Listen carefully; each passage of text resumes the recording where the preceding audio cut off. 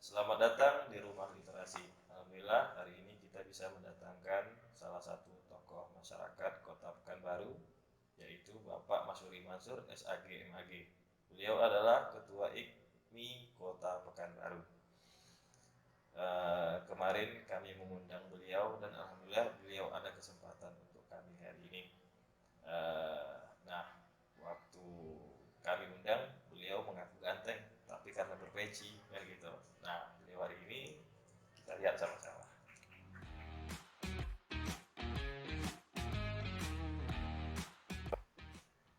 Assalamualaikum Pak.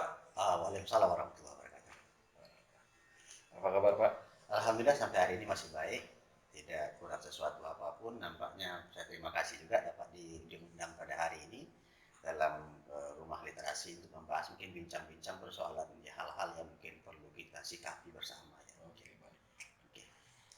Nah, gini Pak, kita sebagai rumah literasi di sini kita mencoba menampung beberapa opini, pendapat atau saran dari para tokoh-tokoh, ya kan, untuk kemajuan daerah kita bersama. Gitu. Oh iya. Gini, Pak Masuri belum pernah positif kan? Alhamdulillah kalau positif dan tanda kutipnya apa? Tanda kutip sekarang ini kan orang takut nih bilang positif, positif negatifnya masalah ini masalah itu kan? Kan itu jadi masalahnya.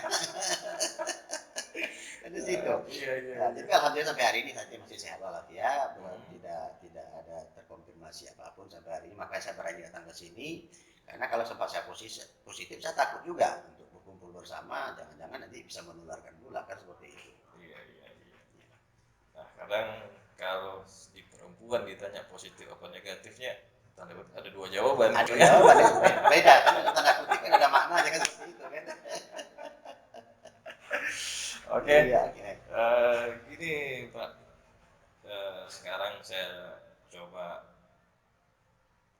saya pernah melihat gitu ya, saya pernah melihat atau saya melihat beberapa eh, sekolah tahfiz yang ada di Kota Pekanbaru atau daerah lainnya gitu ya, karena beberapa orang tua atau orang keluarga-keluarganya gitu menyekolahkan anaknya mereka ke sana gitu, menyekolahkan ke sana Iya. gitu. Nah, padahal di zaman dahulu ya kan, waktu zaman saya dulu, kita pagi itu sekolah umum SD atau SMP, sorenya kita MDA gitu. Nah, sekarang kok kenapa berbondong-bondong sekolah tahfiz diwajibkan anak-anak untuk menghafal Al-Quran gitu.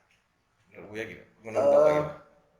Sebenarnya banyak faktor ya, banyak faktor ada motivasi dari orang tua kenapa mereka lebih fokus ke sana, lebih tertuju ke sana, lebih berkeinginan untuk masukkan anak pada sekolah-sekolah tahfiz itu. Ini suatu apresiasi sebenarnya kita berikan karena melihat perkembangan pada saat ini ketika orang sudah mulai meninggalkan agama, tetapi justru ada sebagian orang, bahkan orang-orang tua yang mereka menyadari bahwasanya perlu kita kembali kepada titah, kepada yang asli kita kayak apa. Makanya dengan adanya sekolah-sekolah tahfiz ini kita sebenarnya patut kita berapresiasi, kita acungkan jempol kepada tokoh-tokoh pendidikan yang bisa mampu untuk membuka sekolah-sekolah tahfiz ini. Artinya ketika ini sudah dibangun, sudah ada anak-anak kita masuk, seharusnya kita tidak hanya terfokus pada hafalannya, pada hafiznya saja, tapi justru kita juga akan membenahi, akan memberikan pengetahuan, kita berikan skill kepada mereka. Karena pendidikan itu tidak cukup hanya dengan kemampuan seperti itu. Ya.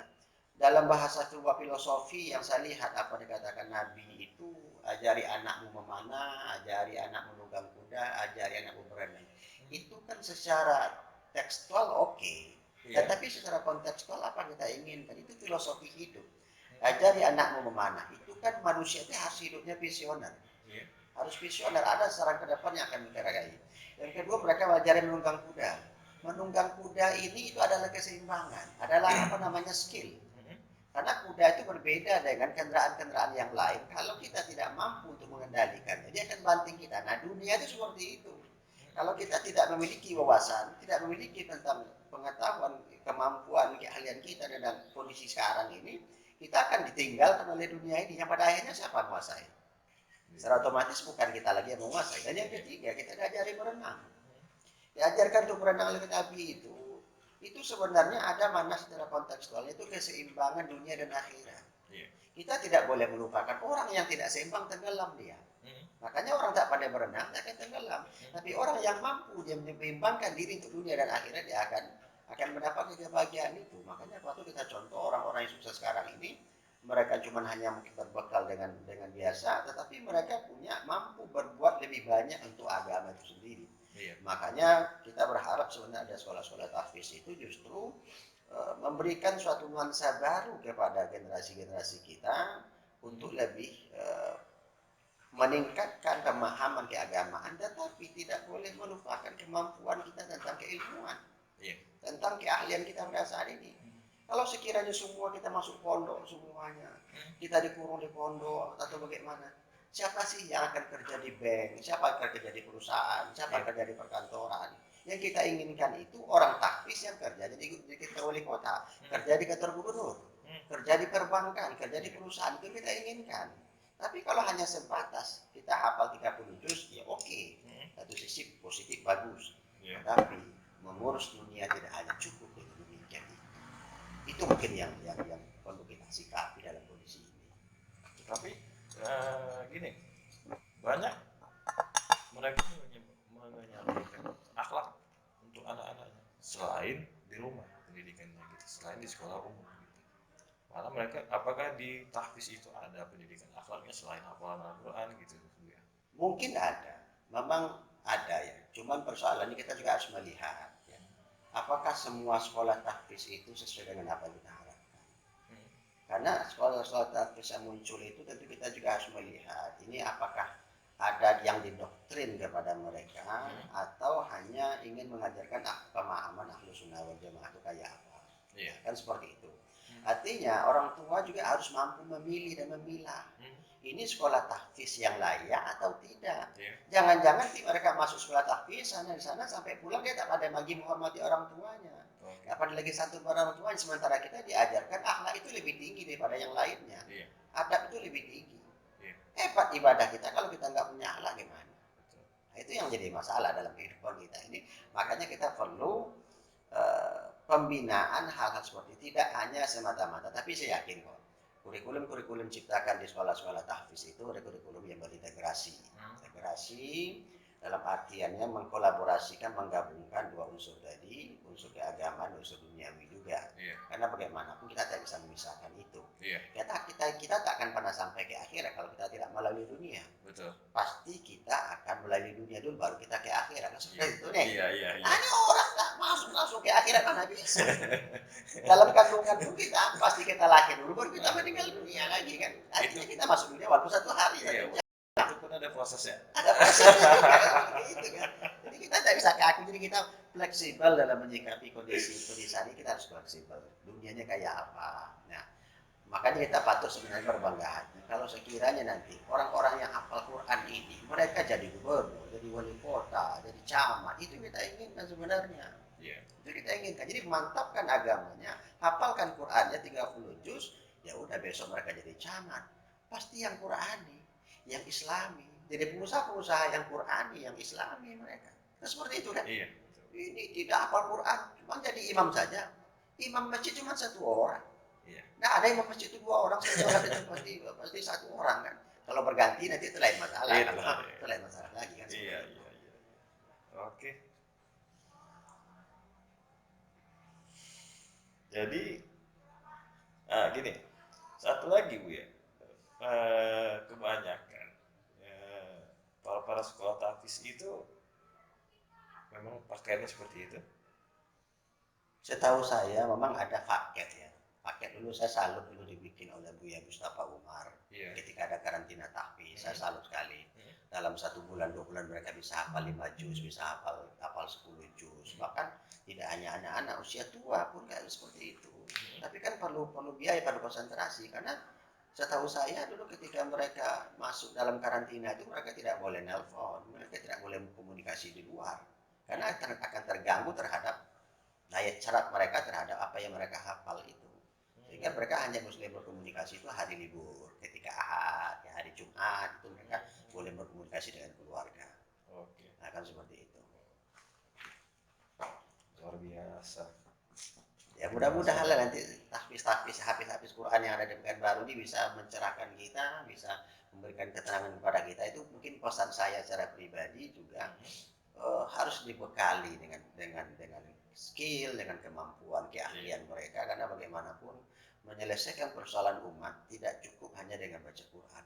Tapi kita harus mampu memahami Al-Quran secara kontekstual.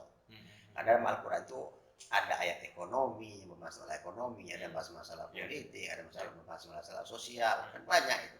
Kalau saya nggak salah itu dalam Al-Quran itu persoalan ekonomi kan 65% itu isi masalah ekonomi yang dibahas. Dan dibahas seperti itu. Artinya begitulah Islam itu menginginkan masyarakatnya itu masyarakat yang betul-betul mampu. Jadi apa yang dikatakan Nabi tangan di atas lebih baik tangan di bawah itu betul-betul bagaimana kita bisa tangan kita di atas sementara kita ekonomi kita tidak mampu. Secara tidak langsung diperintahkan kita untuk kaya. Untuk kaya. Jadi umat Islam itu harus kaya, seharusnya seperti itu. Dengan sunnah Rasulullah-nya berdagang. Berdagang dia kan begitu saudagar kan? Nah, itu. Tetapi jangan riba. Jangan riba. Itu perlu dipahami, jangan riba. Iya. Tapi sesuai dengan tagline Kota Pekanbaru, Kota Madani, mudah-mudahan sekolah tahfiz yang ada di sini bisa memadanikan. Ya, kita berharap seperti itu. Tadi ada sinerginya lembaga-lembaga yang ada itu dengan pemerintah, artinya apa yang dirumuskan dicanangkan oleh pemerintah Kota Pekanbaru, smart city yang madani itu betul-betul terwujud dengan sebaik-baiknya. Tapi mungkin orang tua juga harus betul-betul bisa mampu memilih dan memilah mana sekolah tahfiz yang memang bisa anak dimasukkan ke sana, seperti itu. Oke, baik. Tadi silakan minum dulu ya. Oke, makasih. Sambil santai gitu. Santai.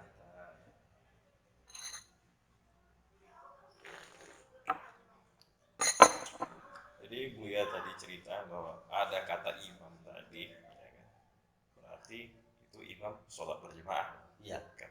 Nah, fenomena sekarang Buya, orang sholat berjamaah di masjid, saf tidak rapat Buya. Itu kan persoalannya kondisinya kan darurat. Iya. Darul mafasid itu menolak kemudaratan dan itu kan lebih diutamakan seperti itu. Jadi setahu saya kenapa dulu ketika tahun 2020 bulan Maret kita mulai ada surat edaran dari instruksi dari presiden sampai ke para daerah masing-masing bahwasanya kondisi pandemi itu hanya mampu diatasi dengan physical distancing, pakai masker. Nah, kenapa ketika itu kita mesti berjarak sholat 1 meter? Kita 1 meter jaraknya. Orang barat kok 1,5 meter. Karena orang barat, hembusan napasnya orang barat itu berbeda dengan kita. Orang barat itu kalau dia berbicara itu jarak jepretan liurnya itu sampai 1,5 meter. Sementara orang Indonesia 1 meter. Maka dibikin 1 meter.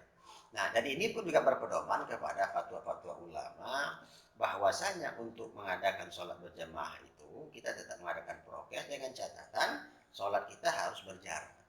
Kenapa berjarak? Mengingat fatwa tadi. Kalau kita berdekatan nanti kalau kita jepretan air liur kita itu jepretan lain bisa menular kan seperti itu. Tapi kalau sudah 1,5 meter jaraknya itu kan sudah jauh tuh kadar orang barat seperti itu. Nah, makanya dibikinlah fatwa ulama itu sehingga sholat berjamaah itu harus prokes dengan jaga jarak kita 1 meter sampai 1,5 meter. Dan itu tidak ada di Indonesia. Walaupun pada awalnya terjadi penolakan di masyarakat, tapi pada akhirnya kan adanya edukasi lewat media, lewat sosialisasi oleh pemerintah kepada masyarakat memahami. Dan sampai hari ini pun kita sudah dilanda wabah ini sudah 1 tahun lebih ini. 1 tahun lebih. Dan sampai hari ini kita masih berjarak dalam kondisi sholat kita seperti itu. Nah, makanya dengan pandemi ini salah satu cara untuk mengatasi itu di antara cara yang lain kita harus berjarak dalam sholat. Walaupun tidak semua umat itu patuh dengan himbauan itu. Karena begini, ulama menetapkan sebuah hukum itu tidak langsung jadi. Tapi justru mereka akan mengambil hasil analisa dari ahli. Ahli itu adalah ahli epidemiologi. Ahli ahli inilah yang berkenaan dengan wabah segala macamnya. Sehingga nanti hasil ini, seperti ini, ya barulah ulama bisa mengeluarkan fatwanya. Berdasarkan itulah ulama mengeluarkan fatwanya bahwasanya dalam masa pandemi ini sholat kita mesti berjarak. Apakah itu salah? Tidak salah. Karena ulama itu adalah warasatul anbiya. Ulama itu pewaris Nabi. Sesuatu yang diucapkan ulama itu juga sama. Memiliki kekuatan yang besar, kekuatan yang kuat, yang harus diikuti oleh umat. Ya, apalagi kalau di Mekah itu ada bukti, ada apa segala macamnya. Apakah itu termasuk dalil nakli? Orang tak mengambil dari naklinya. Nakli Seperti itu. Dari situlah munculnya, sehingga berdasarkan analisa, karena dalam nakli kan ada itu. Ketika Nabi menyampaikan kalau ada suatu negeri itu kena wabah, iya, orang yang di dalam negeri itu jangan keluar, dan orang yang di luar jangan masuk. Nah, kita pun masuk juga, persoalannya kan seperti itu. Kita ingin menghindari wabah yang datangnya dari Wuhan, justru orang sana masuk ke Indonesia. Itu kan sudah bertentangan dengan konsep, dengan hakikat yang kita buat sendiri kan, seperti itu. Nabi mah juga seperti itu. Jangan masuk ke dalam negeri itu, dan orang luar negeri jangan masuk ke dalam, orang dalam jangan keluar. Artinya itulah, kalau bahasa sekarang kan lockdown itu. Jadi bahasa lockdown itu sudah ada di zaman Rasulullah, cuma namanya tidak lockdown. Di luar negeri lockdown. Nah, kan seperti itu. Di kita PPKM. Kenapa PPKM namanya? Karena mereka tidak siap dengan anggaran yang ada. Karena lockdown itu secara otomatis mereka harus tanggung biaya hidup masyarakat. Mungkin PPKM berkaitan dengan PPKN. Iya, PPKN di dalam PPKN ada namanya tenggang rasa. Iya. Tenggang rasa terhadap itu strategi aja sebenarnya. Teknis harus mereka. Tetapi Bu ya, di dalam sholat itu, sholat berjamaah kan salah satu kesempurnaan sholat itu saf harus rapat. Iya. Nah, terus ya waktu saya kecil dulu katanya saf harus rapat, kalau enggak nanti diganggu setan. Sholatnya enggak khusyuk katanya. Nah, itu seperti itu. Persoalannya kan ini kan tidak normal. Ini abnormal. Iya. Artinya dalam kondisi darurat kita boleh melakukan itu. Tapi dalam kondisi normal kita nggak boleh. Nggak boleh kita lakukan itu. Tapi dalam kondisi normal kita harus lakukan seperti biasa. Ini tidak normal karena ada wabah. Wabah itu yang kita kenal COVID-19 itu kan. Dan salah satu penularannya itu dari cepretan apa namanya itu?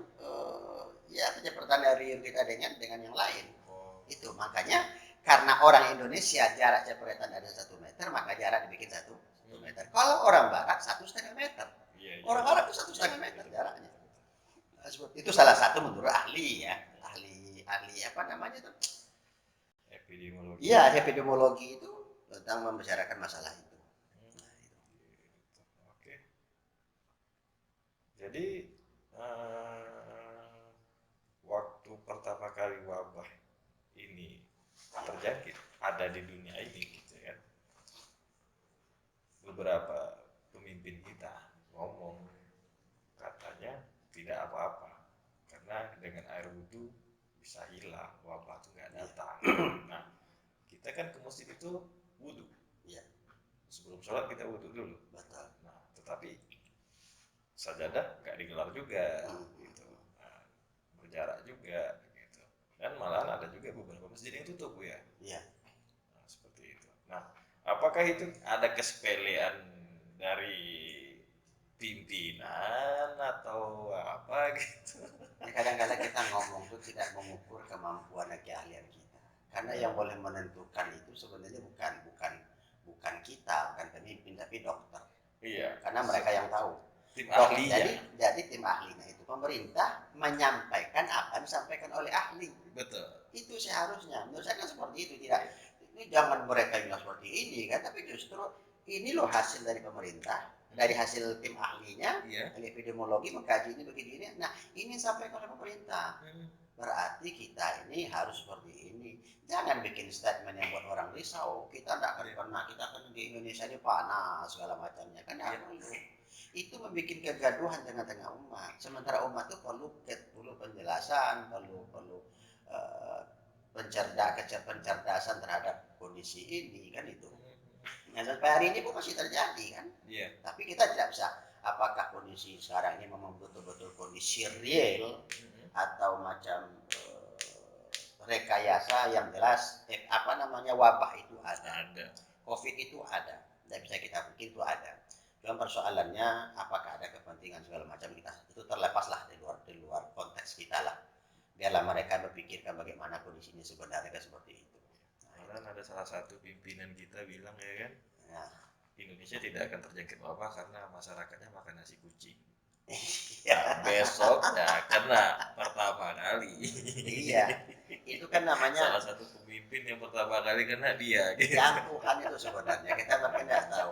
Ini kan bisa jadi rencana Allah, kiriman Allah. Makanya kalau saya melihat secara konteks agama itu, wabah ini bisa jadi ujian bagi orang yang beriman, bisa peringatan bagi orang yang lalai, bisa ini sebagai laknat bagi orang yang ingkar. Udah diingatkan udah nggak perlu, udah ingat, ini juga nggak peduli juga, mereka abai juga kan. Iya. Tahu-tahunya ya udah seperti ini kondisinya. Nah itu makanya kita sebagai orang beriman memang harus menyikapi itu, karena memang Allah janji itu walau anna ahlal qura amanu wa taqaw la fatahna alaihim barakatin minas samai wal ard walakin kazzabu fa akhadnahum bima kanu yaksibun.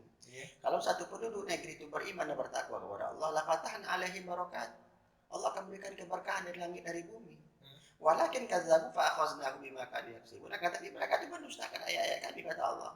Artinya ketika wabah ini adalah kehendak Allah yang dilakukan oleh manusia. Karena Allah katakan itu sesuatu yang Allah ciptakan. Rabbana ma khalaqta hadza batila, tidak ada yang sia-sia. Berapa sekarang kita dengan adanya wabah ini, ada yang diuntungkan, ada yang tidak diuntungkan. Bagi pelaku usaha dalam bidang kesehatan, mereka satu sisi mereka diuntungkan, bisnisnya jalan. Seperti itu. Cuman banyak orang yang dirugikan. Kita nggak bisa bekerja dengan maksimal. Bisa kumpul kita dengan keluarga dengan secara normal. Itu yang jadi persoalannya. Nah, artinya ada plus minusnya. Ada plus minus. Tapi yang jelas, wabah ini ada. COVID ini ada. Kita tidak bisa pungkiri. COVID itu ada. Cuman tugas kita memang sampaikan oleh pemerintah, ya kita harus jaga jarak, kita harus pakai masker, ya. Kita juga harus cuci tangan segala macamnya. Maka syukur-syukur kita sebagai muslim ini tidak kita cuci tangan itu 5 kali sehari semalam. Makanya saya pun bawa ini. Ini antisipasi saya bahwasanya saya COVID itu saya yakin itu ada. Tapi ini ikhtiar yang saya lakukan dalam rangka menanggulangi penyebaran wabah itu. Kalau sekiranya sudah kita lakukan dengan maksimal, tahu-tahunya juga katakanlah itulah namanya takdir. Ya itulah namanya takdir yang Allah tentukan buat kita. Tapi ingat, sesuatu yang Allah tetapkan kepada kita pasti ada hikmahnya. Mungkin Allah ingin hapuskan dosa kita. Disuruh badan itu istirahat. Nah, disuruh istirahat di rumah kita berapa hari. Seperti itu.